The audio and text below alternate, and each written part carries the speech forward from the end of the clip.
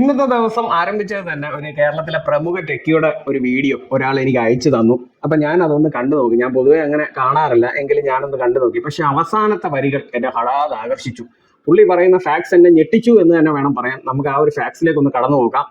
നല്ല build quality ഉള്ള സാധനമാണ്. ഈ 3 ലാപ്ടോപ്പുകൾക്കും ഇന്റലിന്റെയും റൈസന്റെയും പ്രൊസറുകളുണ്ട്. ഇന്റലിന് കുറച്ച് വില മുകളിലായിരിക്കും. അത് നിങ്ങൾക്ക് അഫോർഡ് ചെയ്യാൻ പറ്റുമെങ്കിൽ ഞാൻ പ്രിഫർ ചെയ്യുന്നത് ഇന്റൽ ആയിരിക്കും. പിന്നെ ബെൻസ് കാറാന്നല്ലേ ഇന്റലിന്റെ പ്രോസർ മേടിക്കാൻ.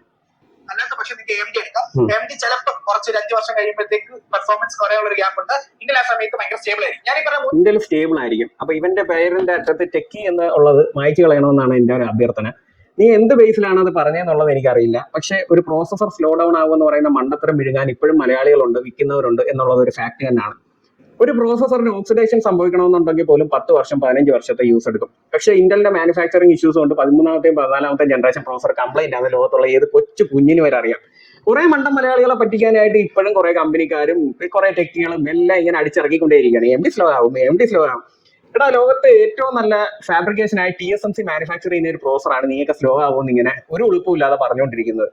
ഒരു സിസ്റ്റത്തിന്റെ പെർഫോമൻസ് കുറയുന്നത് ശരിക്കും പ്രോസസറിന്റെ ഇഷ്യൂ കൊണ്ടല്ല, അതിന്റെ സപ്പോർട്ടിംഗ് കമ്പോണൻസ് SSD ഉൾപ്പെടെ വേറെ ആവാം. പിന്നെ അതേപോലെ തന്നെ നമുക്ക് വരുന്ന സോഫ്റ്റ്വെയർ അപ്ഡേറ്റുകൾ, പുതിയ വിൻഡോസിന്റെ റിക്വയർമെന്റ്സ്, ഇതെല്ലാം കൊണ്ട് നമുക്ക് സ്ലോ ആയി തോന്നുന്നതാണ്. അല്ലാതെ പ്രോസസറിന്റെ പെർഫോമൻസ് എങ്ങും പോകുന്നില്ല. ഒരു വർഷമൊക്കെ കഴിഞ്ഞ് റീപേസ്റ്റ് ചെയ്ത് ഡസ്റ്റ് ഒക്കെ ക്ലീൻ ചെയ്ത് ഉപയോഗിക്കുന്ന സിസ്റ്റങ്ങൾ ഇപ്പോഴും ഒരു പ്രശ്നവും ഇല്ലാതെ ഉപയോഗിക്കുന്നുണ്ട്. ഈ വക ഊളത്തരം പറഞ്ഞ് ഇനിയും ജീവിക്കാൻ നോക്കാതെ ഇതിനെക്കുറിച്ച് കൂടുതൽ കാര്യങ്ങൾ മനസ്സിലാക്കണമെന്നാണ് എനിക്ക് പറയാനുള്ളത്.